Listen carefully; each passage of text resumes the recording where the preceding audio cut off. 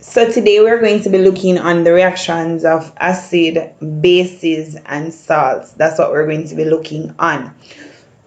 Now, your acids contain hydrogen ions as the only positive ions, and they have a pH of below 7, right? So that's acid. Acids are generally sour, they are corrosive, they are good conductors of electricity. Those are some other properties of acid. Your acid can react with blue litmus paper, which is an indicator. An indicator tells the whether a substance is acidic, basic, or neutral or salt. So your acids are going to turn blue litmus paper red. We discussed this already. They are good conductors of electricity. Examples of acid are hydrochloric acid, HCl is hydrochloric acid, sulfuric acid, H2SO4, phosphoric acid, H3PO4, carbonic acid, H2CO3. I have acetic or ethanoic acid, which is CH3, sorry, COOH. I bit my tongue just now. Alright, so these are reactions of acids. Acids are going to react with metal to produce salt and hydrogen gas. Acids will react with your bases. Know what bases are? Bases are metal oxides or metal hydroxides. So acids will react with bases, which is your metal oxides or metal hydroxide, to form salt and water. Acid would react with metal carbonate or metal hydrogen carbonate to form salt, water, and carbon dioxide. Let's look. So basically what we just said is that when acid reacts with metal oxide, metal hydroxide, or metal carbonate or metal hydrogen carbonate, what happens is that acid forms salt. Now, what exactly is a salt? Salts are substances formed when all or some of the H plus ions in an acid are replaced by metal or ammonium ion. Let's take a look. Naming a salt. A salt has two names, just like you and me. We have our first name, we have our surname, right? Everybody has a first and second name. So basically, a salt has two names. It has the first name and last name. The first part of it comes from the metal, or the metal part of the metal oxide, the metal hydroxide, sorry, or the metal carbonate. So whichever metal compound is going to be reacting with, whether it's a metal oxide, metal hydroxide, metal itself, metal carbonate, the first part of the name of the salt is going to come from there. And then the last part of the name is going to come from the acid. Let's take a look. Sorry, may I go too fast? So if the acid is hydrochloric acid, we are going to get a chloride salt. If the salt is nitric acid, we are going to produce a nitrate salt. If the salt is sulfuric acid, we are going to make our sulfate salts. If the salt is sulfuric acid, we are going to make if the salt is phosphoric acid, sorry, we are going to be making phosphate salts. Now, we said when acid reacts with base, it produces salt and water. Now, salt and water, what is a base? Remember, we said that base is metal oxide or metal hydroxide. Let's take a look at this. Now, hydrochloric acid plus magnesium oxide is going to produce salt. What's the name of the salt? We name the metal first. So the metal part of the compound is going to be magnesium, and it's reacting with hydrochloric acid. It's going to form magnesium chloride, because hydrochloric acid produces chloride salts. So it's going to form magnesium chloride and water. So let's go. So this is what we have there. HCl is HCl. Hydrochloric acid is HCl plus MgO. What we basically are doing is converting it to the chemical compound. So moving from a word equation to chemical compound to form magnesium chloride and water. We need to put in the state symbols. So all acids are aqueous. We put that right there. All magnesium oxide, all metal oxides are solid. All chloride salts are soluble except silver and lead. This is not silver and lead. So magnesium chloride is aqueous, and water, of course, is liquid. So we need to balance. So in terms, we're going to make a list of all the reactants that we have there, as well as the amount. So in terms of HCl, in HCl we have 1H, 1Cl. In magnesium oxide we have 1 Mg, 1 O. On the product side, where we form magnesium chloride, in magnesium chloride we have 1 magnesium as well as 2 chlorine. Water has 2 H's and 1 oxygen, so it is not balanced. To balance it, we are going to put so it's unbalanced. So to balance it, we need to balance the hydrogen and the chlorine because they are unbalanced. We have 1 hydrogen and 1 chlorine on the reactant side, but on the product side we have 2 of each. So to balance this reaction, basically what we're going to do is we are going to increase the amount of hydrogen and chlorine on our reactant side.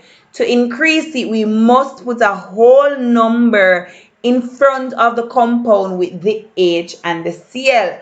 And that number, that whole number that we're going to put in is going to be multiplied by the atoms in the current compound are going to be multiplied by. Let's take a look. So we need to increase hydrogen and chlorine by 2, so we are going to put a 2 there, right here.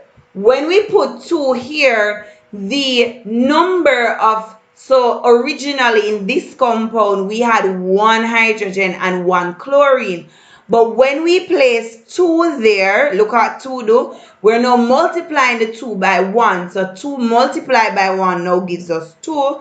2 multiplied by 1 chlorine gives us 2 chlorine. Now when we checked, the reaction is now balanced because we have equal number of reactant as well as equal number of product. The next reaction is potassium hydroxide and sulfuric acid. So it's potassium hydroxide with sulfuric acid. So in this scenario, potassium is the metal, so the name of the salt is going to be potassium. It's sulfuric acid, so it's going to form a sulfate salt. So the name of the salt is potassium sulfate, as well as when we react base, which is metal hydroxide, and acid, we get water. So now we need to make a list of all the atoms in each compound on the reactant side and on the product side. Oh, we don't reach there yet. We're going to include the state symbols. So all potassium salts are soluble, so this is aqueous. All acids are soluble, aqueous. Now all potassium salts are soluble, so aqueous, and water, of course, is a liquid.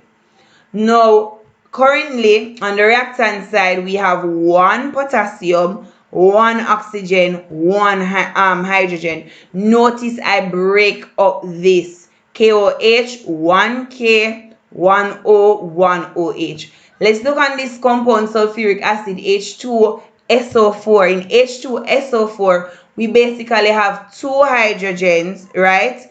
And we have 1 sulfate ion. We're keeping the sulfate intact because over on the product side we also see sulfate, so we're treating it as 1 atom. On the product side now we have 2 Ks, 1 oxygen here, 2 hydrogen, and 1 sulfate ion, right? So that's what we have there. So far potassium is unbalanced as well as hydrogen. In hydrogen we have 1 compound having 1 and the other having 2. So let's try balance the potassium. To balance the potassium, we are going to put 2 in front of potassium. Now this 2 is going to multiply by all the atoms by 2. So originally I had 1 potassium. The number of potassium is going to grow up to 2. The number of oxygen is going to go up to 2. And the number of hydrogen in this compound that was originally 1 multiplied by 2 gives us 2. So we cross out this 1 and add 2. The sulfate is not touched. So let's go. Now we have 2 potassium. The potassiums are balanced. The oxygens are unbalanced. So are the hydrogens. And so is so the sulfates are also balanced. So the O and H are unbalanced. So we're gonna balance that.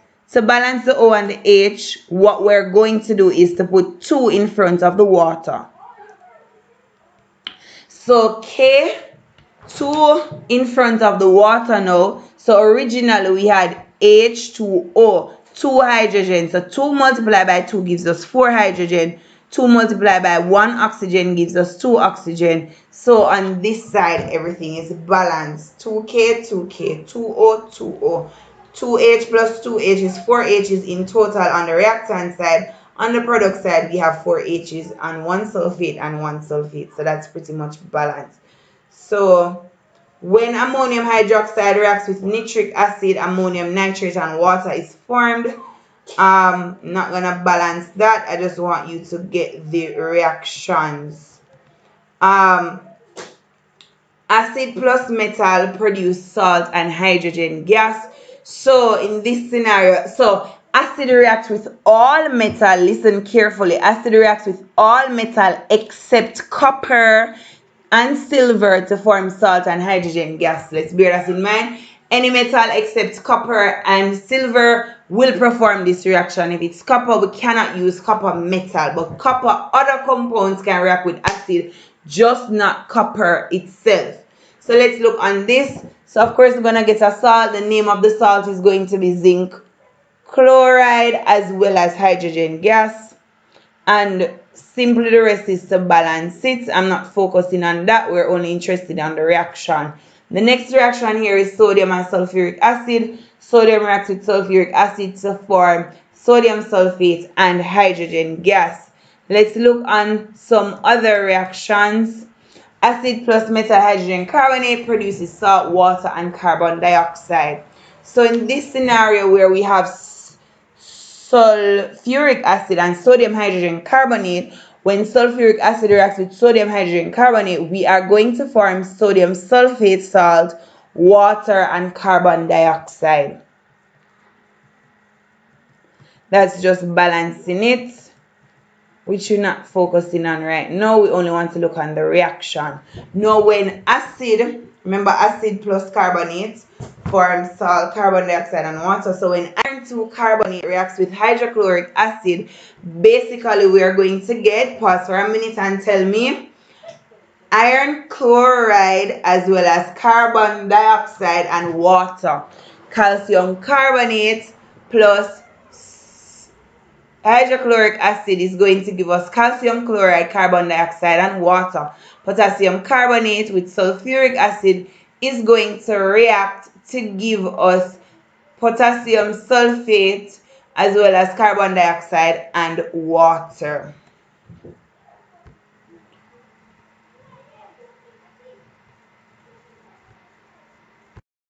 Hey, so now we're at weak versus strong acids. Your strong acids are they ionized to a large extent when dissolved in water, or they're fully ionized when dissolved in water. Example of those are your hydrochloric acid, HCl, H2, SO4, sulfuric acid, nitric acid, which is HNO3. You also have your weak acid. Your weak acids are going to ionize to a small extent when dissolved in water. So that's CH3, COOH.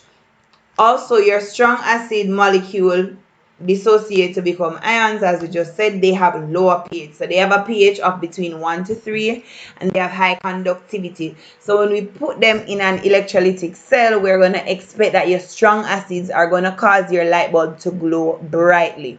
And that's because they're weakly bonded. No, your weak acid, only some of the molecules are dissociated or becomes ion. They have a higher pH, meaning that their pH is going to be between 4 to 6.9. They have low conductivity because they have a small amount of ions. When you put them in an electrolytic cell, they're only going to cause the light bulb to glow dimly, right? So the bonds are strong. So whenever they bond, you're gonna get, like, remember when acid reacts with metal and and carbonate, we usually get a gas forming, and a gas is usually seen as effervescence, right? Now in weaker acid, we only get a small amount of gas evolving when they react. Now, on the pH, we can use a pH meter or a pH scale to determine whether or not a substance is acidic. So your strong acids have a pH of 1 to 3. Your weak acid have a pH ranging from 4 to 6, right? So your strong acids usually have a red color. Your weak acids are orange, yellow. So that's the color that your weak acids are going to show. Now we are on to the basicity of acid. There's a full video of this on the IGTV. Just search it in the IGTV. Now basicity. Basicity refers to the number of moles of hydrogen ions produced when 1 mole of acid dissolves in water or reacts with water. Right, dissolving water, right? So once you add the acid and you put water in there, it's telling you the number of moles of hydrogen ions that's produced when one. So for example, your monobasic acid produce 1 mole of hydrogen gas when 1 mole of the acid dissolved. Example is going to be your hydrochloric acid as well as your nitric acid. Your dibasic acid, so if you want to define dibasic, you would say that they produce 2 moles of hydrogen ions when 1 mole of the acid dissolved in water. Example of that is going to be H2SO4 or any organic acid that you have. Your tribasic acid have 3 moles of hydrogen gas produced when 1 mole of the hydrogen ions produced when 1 mole of the acid dissolved. Example of your tribasic acid is H3PO4. Salts. Salts are formed when some or all of the H plus ions are replaced by an acid. We had defined that earlier. Now there are 2 types of salt. You have your normal salt. Your normal salt is formed when all the H plus ions in the acid have been replaced by metal or ammonium ion. Your acid salts are formed when only some of the hydrogen ions are replaced by metal or ammonium ions. So in this case, so any salt which has an hydrogen, those salts are going to be your acidic salts. So you have Na, you have sodium hydrogen sulfate here, and then you have potassium, hydrogen dihydrogen phosphate. That's the name of the salt because it's 2 hydrogens. So it's potassium dihydrogen phosphate. That's the name of that salt. And then this is sodium hydrogen sulfate. All right. So we're moving on to solubility rule because your salts can become soluble or they can be insoluble. In terms of solubility rule, we need to know these rules. All salts of sodium, potassium, and ammonium, they are all soluble. So any sodium or potassium salt that you have, all of them are going to be soluble. All nitrates are soluble. All chloride salts, bromide salts, and halides are soluble except silver and lead, or all halogens are soluble, or all halide salts are soluble except silver and lead, because chlorine, bromine, and iodines are your halide ions. All sulfates are soluble except lead and barium. Calcium sulfate is only sparingly soluble. All hydroxides are insoluble except rule number 1, which says that sodium, potassium, and ammonium, all of those are soluble. So the hydroxides that are soluble are going to be sodium, potassium, and ammonium. All carbonates are insoluble except sodium, potassium, and ammonium. So all carbonates are insoluble. How do we prepare soluble salts? Soluble salts are preparing generally using this reaction that we have here. We are going to prepare the salt by reacting an acid with either metal, a base, and remember we said base is metal oxides or metal hydroxides. So acid plus base, or we react acid with metal carbonate or acid plus hydrogen carbonate, right? So that's basically what we have. How do we prepare the salt? Remember, we're going to react an acid. So the acid that we use, remember, depending on the name of the salt. So if you're doing chloride salt, you're going to use hydrochloric acid. If you're using nitrate salt, you're going to use nitric acid. If you want to form your sulfate salts, you're going to use sulfuric acid. So generally, the first thing that you're going to do is you're going to get your acid and you're going to heat it. You're heating it so that you can cause the reaction to take place more speedily. You're not boiling it, you're just gently heating it. So you're going to heat a measure of the acid. You're going to name the specific acid. So let's say that we are going to use this. We're going to be preparing zinc sulfate from this salt. So we know that the acid that we need is sulfuric acid. So we're going to measure 30 centimeters cube of sulfuric acid, and we're going to react it in this case with zinc. So we're going to add 1 spatula of zinc dust. So we can either use zinc carbonate, or zinc oxide. So we're going to put one spatula of that, and we're going to dissolve, and we're going to keep adding 1 spatula until no more of the solid is dissolved. How do we know no more is there? We have solid in excess there, and we're trying to stir, and guess what? The solid is just not disappearing. When we do that, we are going to filter the mixture. We are filtering the mixture to remove any excess metal carbonate, or metal oxide, which may have been unreactive. And in this case, we need the filtrate because it's a soluble salt. So your soluble salt is going to be in the filtrate.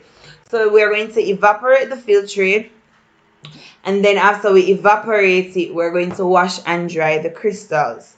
No, we don't prepare soluble salts of sodium and potassium or ammonium using this method, but all other soluble salts, we are going to prepare them by reacting acid plus metal carbonate, or acid plus metal, or acid and metal oxide. That's how we prepare our soluble salt. How do we prepare insoluble salt? No, your insoluble salts, we are going to use ionic precipitation, or we're going to use a double displacement reaction. So we're going to find a suitable salt with the cation, a suitable soluble salt with the cation. We're going to make a solution with the cation which has the cation of the insoluble salt that we want to make. Then we're going to find a soluble find a soluble salt with the anion that we want. Then we're going to mix both solutions together, stir. We're going to filter the mixture, but in this case we want the residue because the salt is insoluble. So the salt will not be in the filtrate. The salt that we are looking for is going to be our residue. We're going to wash and dry the residue. So for example, lead iodide is insoluble because all salts of iodides are insoluble except lead and silver. So if you want to prepare lead iodide, what we are going to do is we are going to find a soluble lead salt. And the soluble lead salt that we're going to use is lead nitrate because all nitrates are soluble.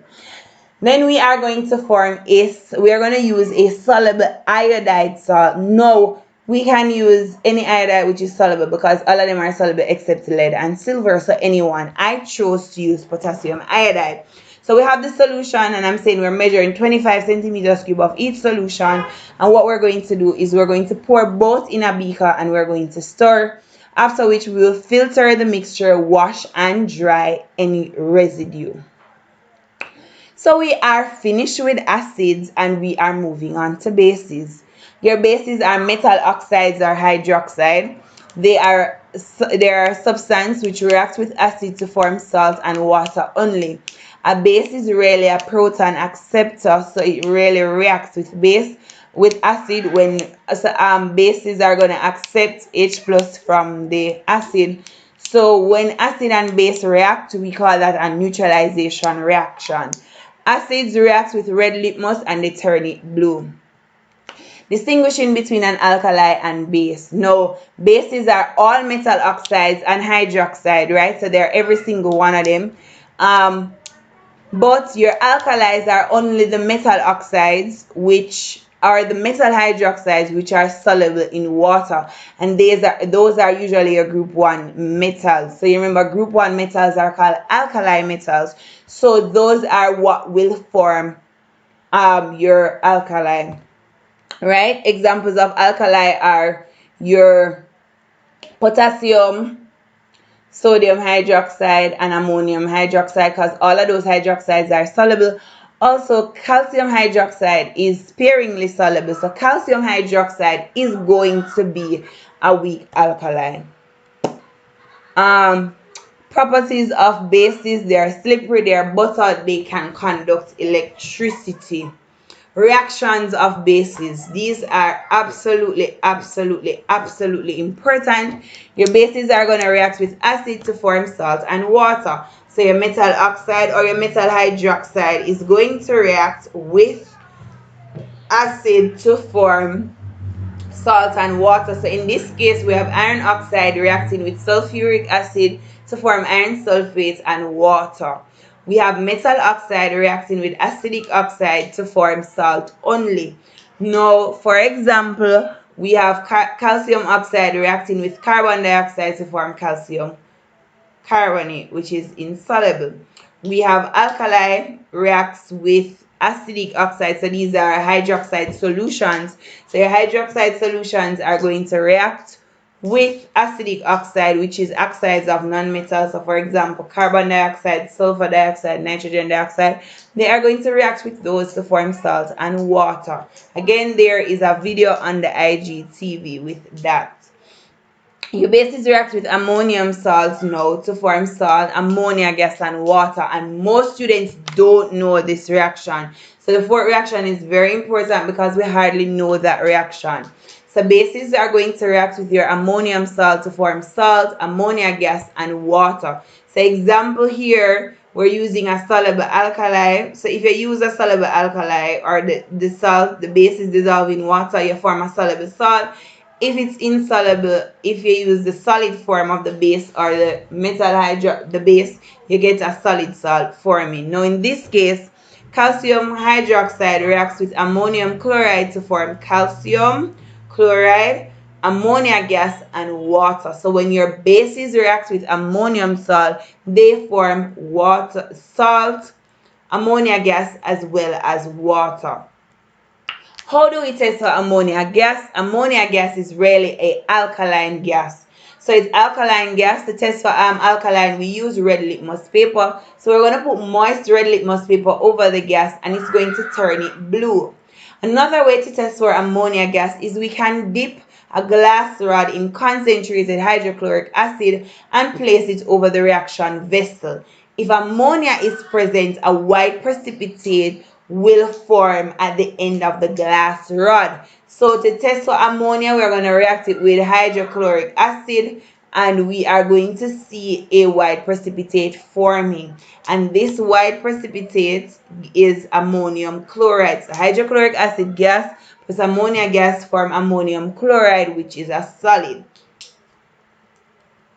So that's it for acid, bases, and salt reactions. I hope that you enjoyed this video and you learned something from it. I'll see you later for past paper questions.